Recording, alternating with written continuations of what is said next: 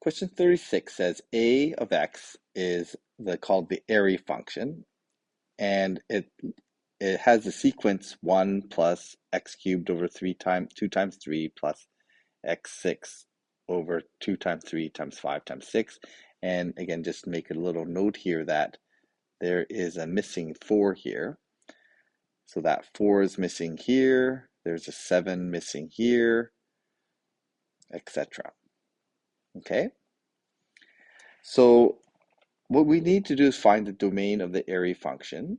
To do that, we have to be able to do a ratio test on a sigma expression. So we're going to have to come up with some kind of formula that's going to allow me to express this expansion. So it is a power series, and the powers go up by 3.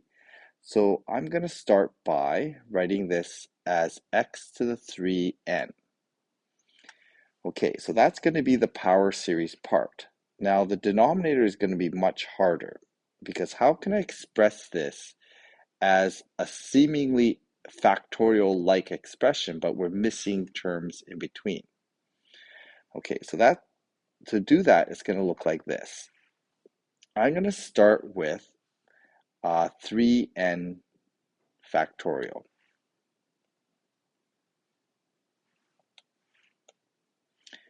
And 3n factorial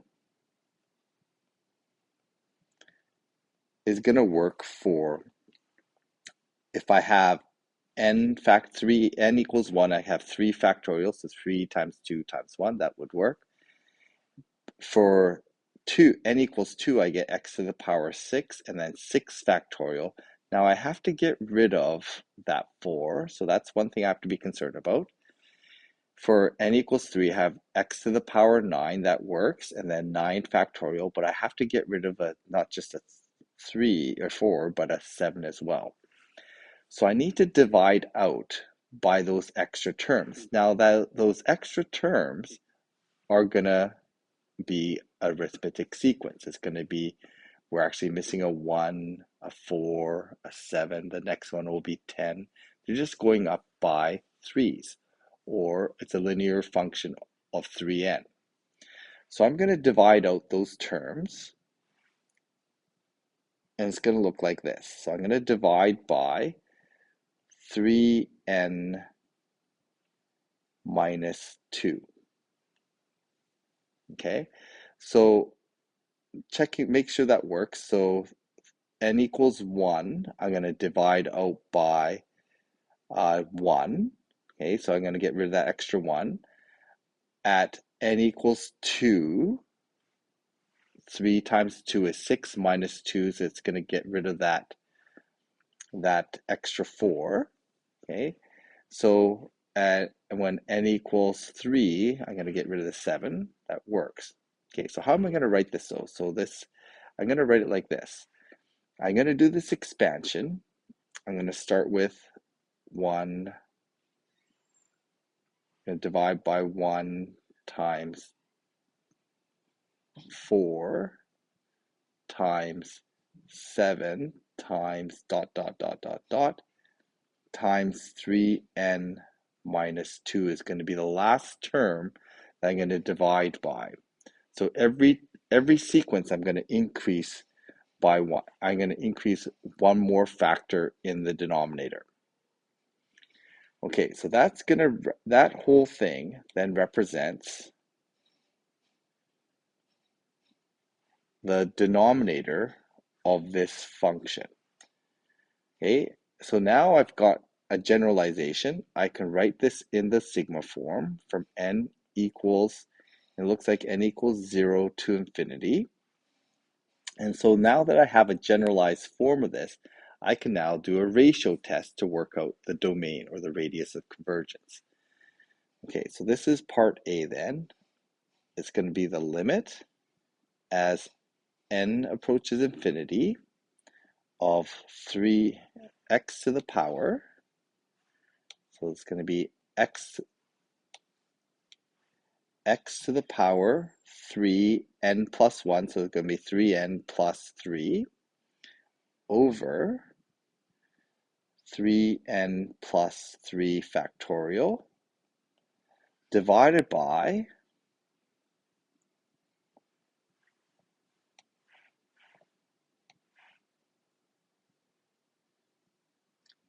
this expression 1 times 4 times dot dot dot all the way to 3.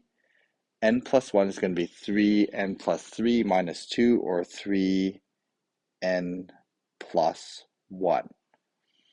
Okay, so again, I may make this a little bit longer, so that's going to be the numerator of that.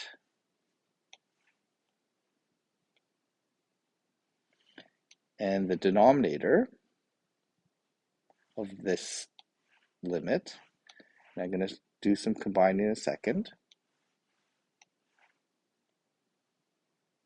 Okay, so that's the main divisor, and I'm going to put my absolute value around here. And that's going to be less than 1. And the denominator is going to be the n expression, so x to the power 3n over 3n factorial over 1 times 4 times 7 times all the way up to times 3n minus 2.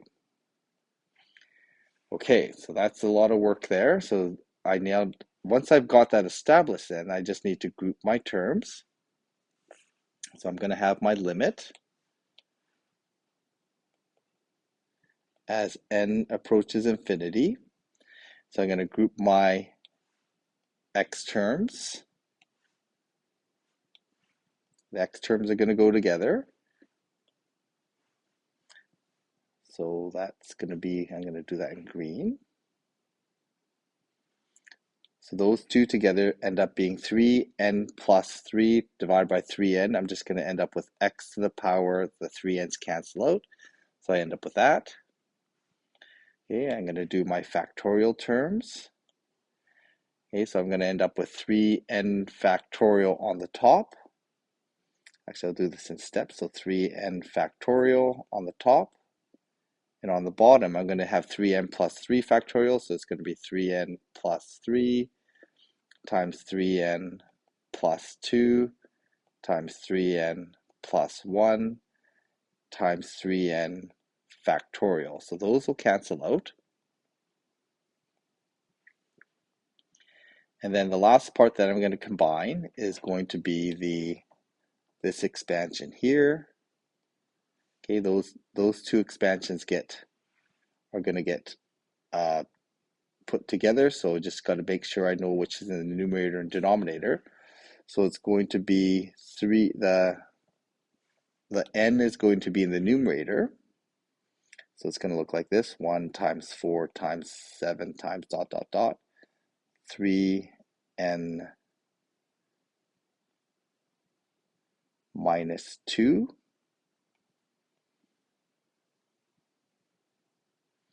And then in the denominator, it's going to be 1 times 4 times 7 times dot dot dot 3n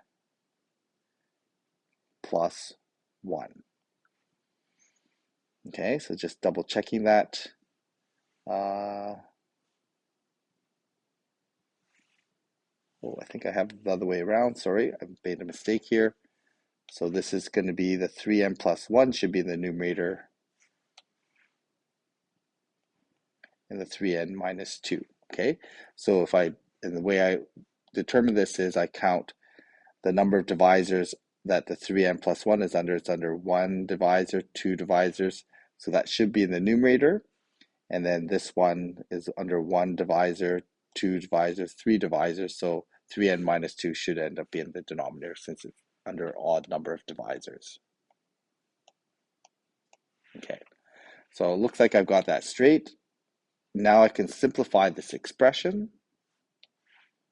Okay, this is absolute value less than 1. Okay, simplifying this expression then, I can end up with a limit as n approaches infinity. I have my x cubed, my 3n minus 1's cancel out, so I'm going to end up with 1 over 3 factors there, 3n plus 3, 3n plus 2, 3n plus 1. And here, this is going to be a little bit tricky because we have to be careful of the number of terms, okay, because there's going to be one extra term in the denominator here. So these all are going to cancel, and I should really write this out. Maybe I'll use one more step here. So I have all the canceling terms, 1 times 4, 1 times 4, they all cancel out. And at the end of this sequence, I'm going to have 3n minus 2, and then the next term is going to be 3n plus 1, because when n increases by 1, that number increases by 3. And then I have a matching 3n minus 2 term here. All the terms in between cancel out. The 3n minus 2's will cancel out, and I'm still left with an extra factor of 3n plus 1 in the numerator.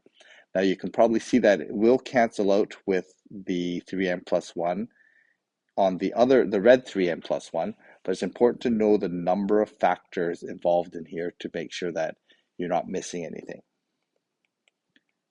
Okay, so n approaches infinity. We have x cubed. In the end, this 3n plus 1 does cancel out with that one, so we're left with 1 over 3n plus 3 over 3n plus 2. The n part of this is a Basel series, so as we let n go to infinity, this is going to converge for all real numbers. So we end up with x cubed over infinity is less than 1. Okay, that means our radius is equal to infinity, so we know that x cubed is less than positive infinity and negative infinity, so we can then cube root everything to get that. Okay, so then our interval of convergence is going to be from negative infinity to infinity. And that represents our interval.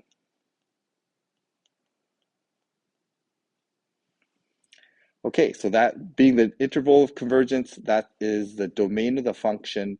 It's going to be all real numbers. So my domain is x, e, r, okay, which is the same as our interval. And part B says graph several partial sums on a common screen. So I've done that here. I've graphed the first 2 sums, the first 3, the first 4 sums, and you can see that the red term is red to green to purple. It is converging on some kind of shape that it's hard to kind of determine, but the purple shape is the best fit for whatever that function is going to represent.